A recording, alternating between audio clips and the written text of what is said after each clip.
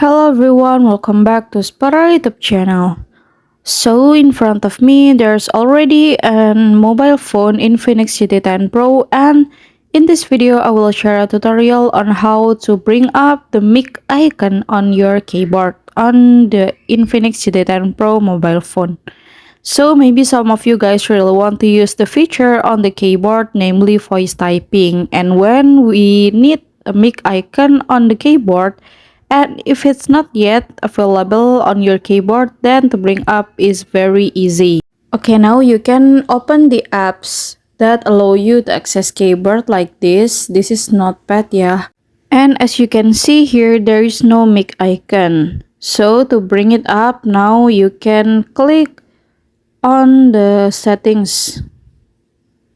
Alright, now you can click on voice typing over here, and then you can enable use voice typing. Alright, now we can go back for check it anymore. Then the mic icon is already available on your keyboard. Alright, here's the tutorial on how to show mic icon on your keyboard, and thank you so much for watching, guys.